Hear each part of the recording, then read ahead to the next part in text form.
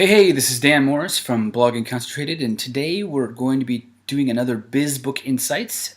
Today we're talking about The Tipping Point by Malcolm Gladwell. Now, The Tipping Point has been out for a little while, as some of these other books that we've been reviewing, but some of the major books are the ones that when people reference them and we haven't read them, we feel like we're behind a little bit. So I thought, Tipping Point, New York Times bestseller, great, another great book to start with. So, The Tipping Point for Malcolm Gladwell is that moment in time when a video goes from 2,000 views to 1,000,000 views, when the measles goes from 6 people to 1,000,000 people. It is an epidemic of sorts. It is what is it that causes something to go from very little to a grand amount, to a vast amount of views, to a vast amount of exposure. So he explores, of all the things that have happened, including Paul Revere's ride and some diseases that have transmitted amongst people, what is it that causes that tipping point, that moment in time when things basically go viral? So he breaks it down into three basic premises. One is people, 2 is stickiness, and 3 is context. Now, the first one, people. He breaks people into 3 different kinds of people that help something go viral, that help it explode. For me, this is the main point of the book that is useful for us as bloggers, for us as marketers, for us as online agents of change. People is the key. So he breaks them down into 3 kinds of people: connectors, mavens, and salesmen. Now, the connectors are the people that are able to bring you and I together. They seem to know everyone. For them, that weak tie, that you just barely know somebody, that's very important. For people who are not connectors, the weak tie is, you know the person, but you won't necessarily reach out to them, or you won't introduce someone to them. So the connector is somebody who can take your idea and introduce it to people that you've never met. Now, for us at Blogging Concentrated, when we go to a new city, it's important to figure out who are the influential bloggers in a particular city that we can reach out to and invite and educate and ask to promote. For us, that is the best and easiest way to reach the rest of the local community, is by finding a connector. Now, a maven is a data person, and we all know this person. And you know them right now. In fact, if your vacuum broke, you would probably know who to talk to. Like, who knows? Who knows the data? Who knows which one's the best price, the best value, that has the best sucking power, that's got that's on Consumer Reports, is 5 stars. The mavens are the ones who know the data. They know all about all the different products, and they're the ones that if they say this is the best product, we believe them because they are the data people. They can make the change. Salesmen. Salesmen are the people who can sell you anything even if you don't want to be sold. They're just irresistible. There are, like, for instance, Bill Clinton and President Obama. The way they speak, their ability to put their thoughts into words makes us want to believe what they're saying. They're just tremendous orators. They're salesmen. They can do things with their words. Those kinds of people make change. Tony Robbins is a salesman, for example. So those 3 types of people help move our products and services to the viral level. If you can get Consumer Reports to say that your site is the best site on the planet for whatever you talk about, Consumer Reports is a maven. Those people, people listen to them because they hold the data. If you want to sell an ebook on Facebook Mastery and you can get Social Media Examiner to review it and talk about it, they are a connector. They know the people. Everyone goes there. They have the best guest bloggers. That's where things are. So 3 types of people help move the tipping point. Now, this book for me is hard to read. It's not a how-to. There isn't anything in The Tipping Point that makes you think, oh yes, this is exactly what I need to be doing. For instance, he goes through Paul Revere's ride. The British are coming. And apparently there were 2 people who were sent out to go spread the word that the British were coming. One of them was Paul Revere, and one of them was some other dude that no one will ever know because he wasn't successful at what he did. Paul Revere knew, he was a connector. He knew all the people in town. So when he got to a town in the middle of the night, he went to the general's house and he knocked on the door and he got the general to wake up the rest of the town while he went on his merry way. The other dude, who went the other direction, he just started telling anyone he knew. In the middle of the night, people thought he was crazy. He did not know to go to the connector in town, to the person who had the influence. So Paul Revere ends up being the guy that we all remember. That's one of the stories that Malcolm Gladwell, author of The Tipping Point, comes back to over and over again. So when you're reading it, it's hard to translate the story of Paul Revere into the things that we're going to do for our next ebook. And I found that through the entire book. So beyond people, I said he's two other things that determine whether something goes viral or not, or tips the scale. The other one was sticky and context. Now, for me, I didn't like the way sticky or context was presented in the book. It just didn't have anything.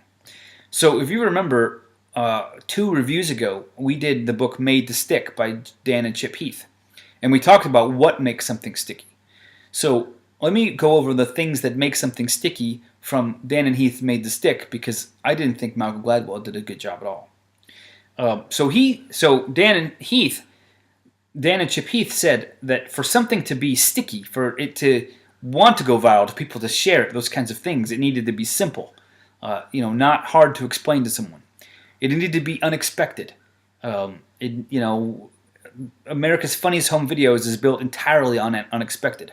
Someone's stepping on the table, the table's going to fall, or they're going to get hit by a bat, or they're going to get electrocuted. You don't know. Whatever's coming is unexpected. It needs to be concrete, something that our mind can process. It needs to be credible, something that we can actually believe.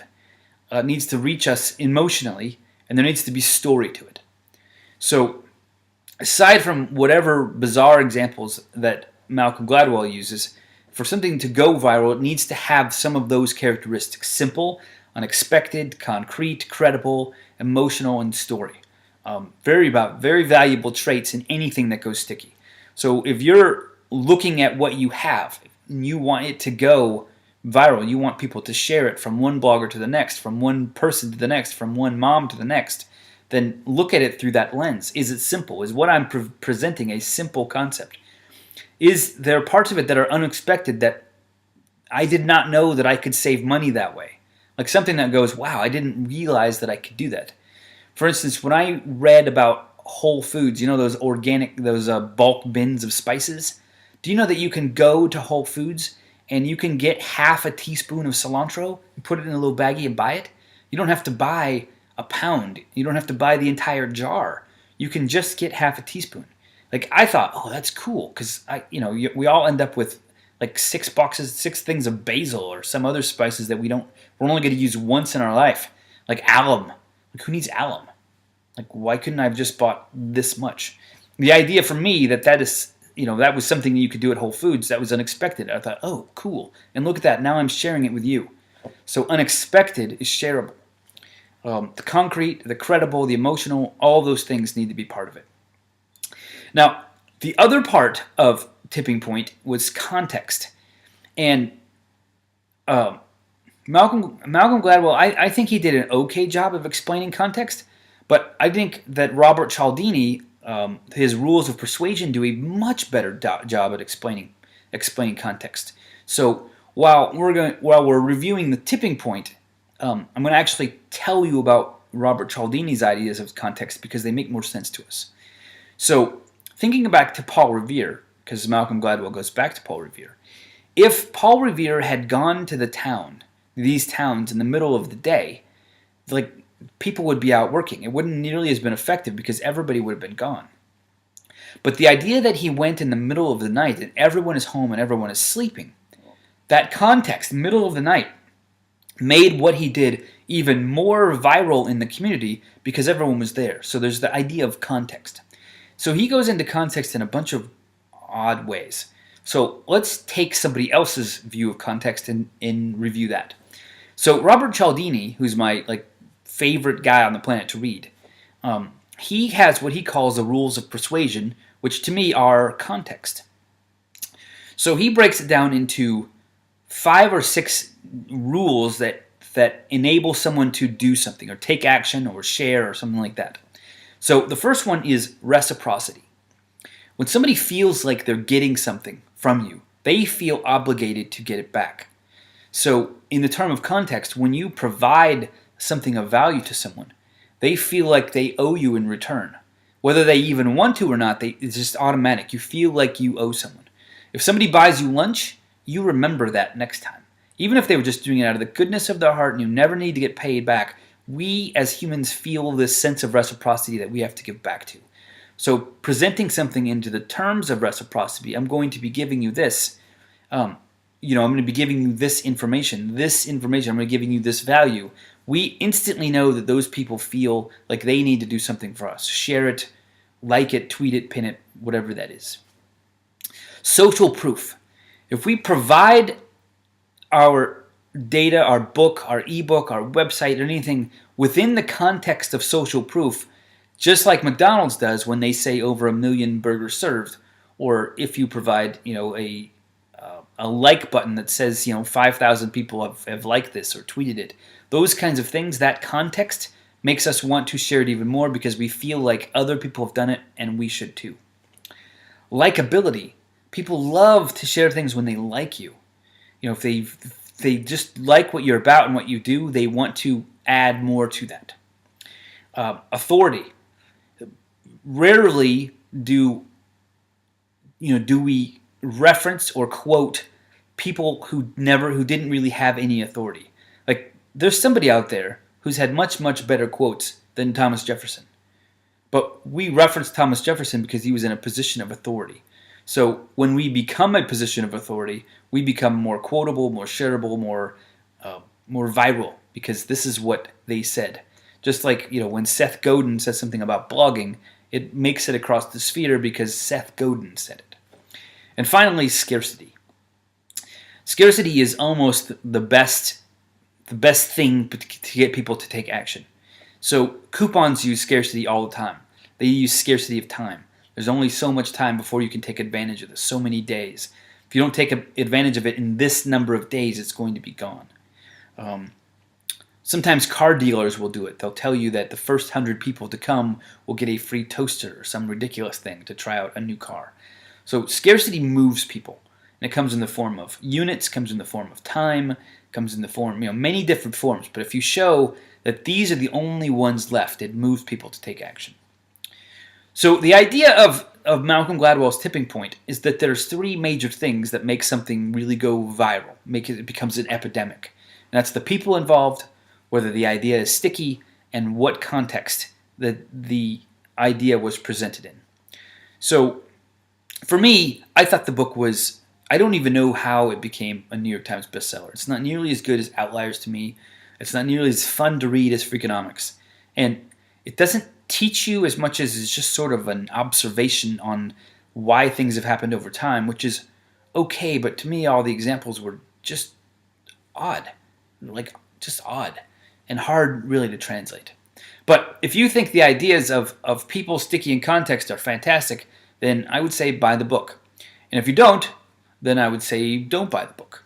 But if you click don't buy the book this time, or not, I'll take you to the 2 books that I would much rather have you buy, which is Jan and Chip Heath's Made to Stick, or Robert Cialdini's Rules of Persuasion.